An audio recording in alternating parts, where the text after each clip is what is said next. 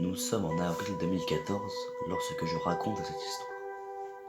Un an auparavant, j'habitais dans un appartement au dernier étage en colocation avec mon ami James. Ce jour-là, je sentais que cela allait être une mauvaise journée.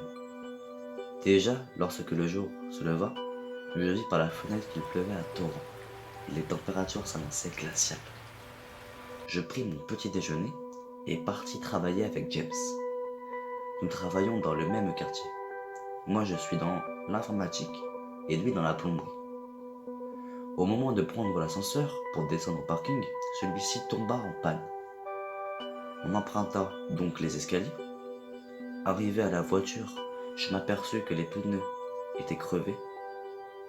James, peur d'être en retard, décida de partir seul à pied et me quitta. J'ai décidé de m'occuper de cette histoire de pneus plus tard.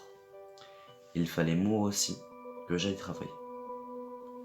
Au moment de sortir du parking par la zone piétonne, un chat noir me passa devant les jambes. Je suis persuadé de l'avoir vu se retourner et me parler pour me souhaiter bonne journée. Ce doit être mon imagination ou la fatigue.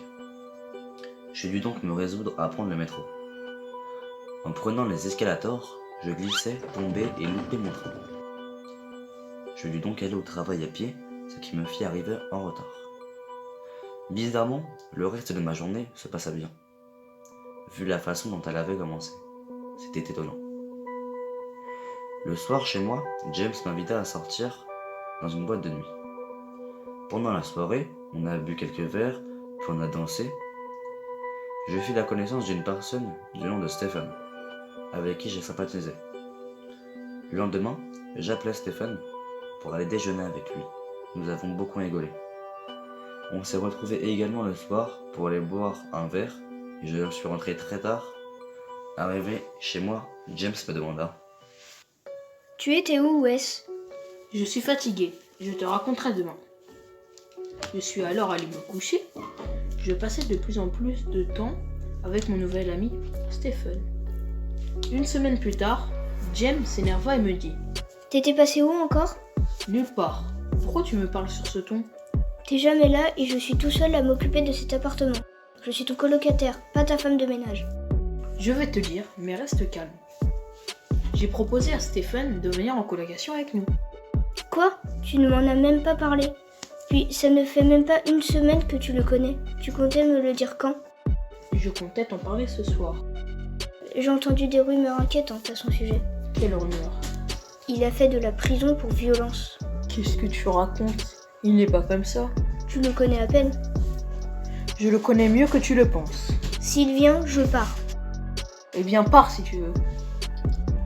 Après la dispute, je montais me coucher agacé. Quelques jours plus tard, James partit de l'appartement et Stephen vint s'installer. Une nuit, j'ai pris du temps à m'endormir. Quand enfin j'y arrivai. Le lendemain, je voulus prendre des nouvelles de James.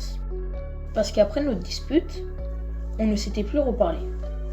Je l'appelais, mais il ne me répondait pas et j'eus un mauvais pressentiment. Je pris donc mes affaires avec précipitation pour me rendre chez James, qui m'avait tout de même laissé son adresse. Au moment de passer la porte, Stephen me dit d'un ton sec: Tu vas où? Je vais prendre des nouvelles de mon ami James, il ne me répond pas au téléphone. Ce n'est pas grave, oublie, il va bien. Comment tu peux le savoir? Tu crois que je te cache quelque chose? Laisse tomber, je dois y aller.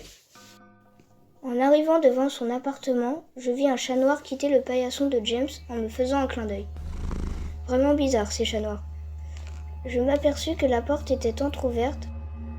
J'entrai et vis que l'appartement était complètement en désordre. Il y avait des gouttes sur le sol qui semblaient être du sang. Cela menait jusqu'à un placard. J'ouvris lentement la porte grinçante du placard.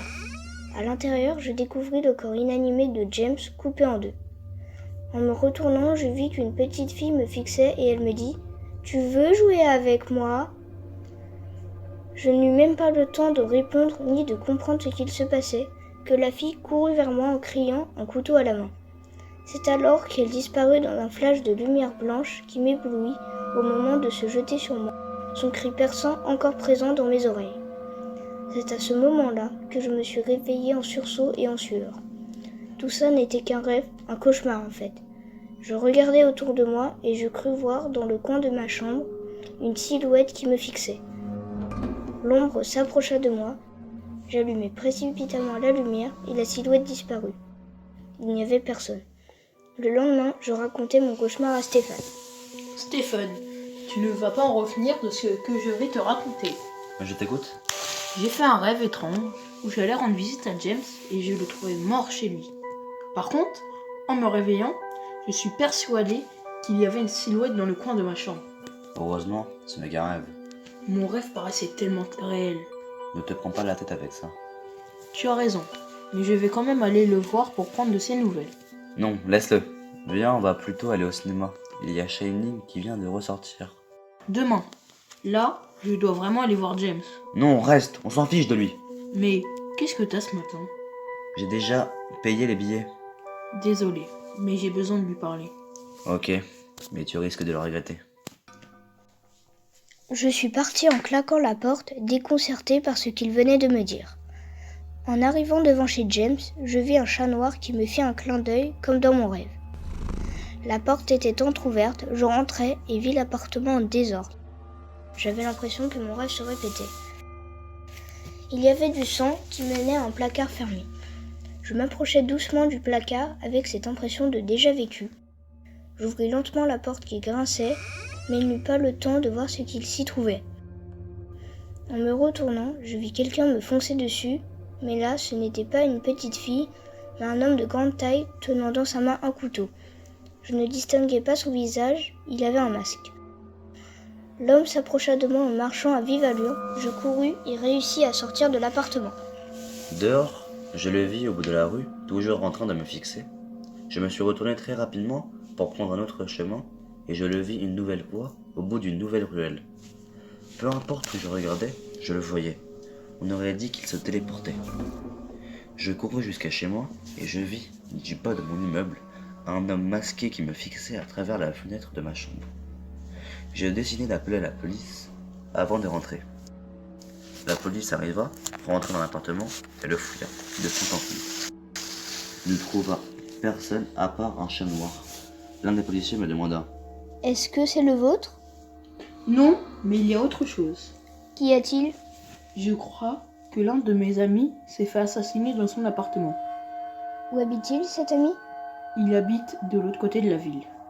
Très bien, nous allons aller voir. En attendant, ne vous inquiétez pas, il n'y a personne chez vous. Très bien, merci. Pendant que les policiers partaient, le chat me fit un clin d'œil. Je suis tout de même retourné dans ma chambre et j'ai fermé la porte à clé. Je vis à travers ma fenêtre le même homme qui me regardait de plus bas de l'immeuble. Puis j'entendis toquer à la porte et je regardais de nouveau par la fenêtre. Il avait disparu. Je descendis pour ouvrir, il n'y avait personne. Je me suis retourné, il était là. Je réussis à lui échapper. Je ne savais plus où aller. Je suis retourné chez James, pensant que la police y serait encore, mais l'appartement était désert.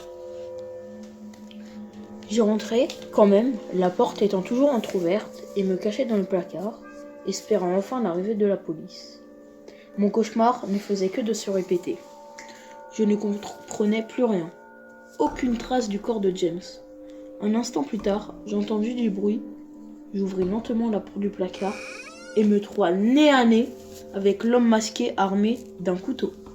Je pris mon courage à deux mains et plongea sur lui. Nous nous sommes battus et dans la bagarre, la lame du couteau lui fut fatale. Je lui enlevai son masque et découvris avec horreur que c'était Stephen. La police arriva enfin, elle écouta mon histoire, mais je ne fus jamais inquiété. On n'a jamais retrouvé le corps de James et on ne sut jamais ce qu'il était devenu. Après ces événements, je décidai de déménager et de ne plus vivre en colocation. À part avec un chat noir que j'ai adopté et qui me faisait des clins d'œil. Un drôle d'ange gardien, peut-être. Un jour, mon téléphone sonna, je ne connaissais pas ce numéro, je décrochai et mon interlocuteur me dit: Salut, c'est James, ça fait longtemps? Au fait, j'ai croisé ton ami Stéphane hier. Il est sympa finalement. On va au cinéma ce soir, il y a Shining qui est ressorti. Ça te dit de venir avec nous?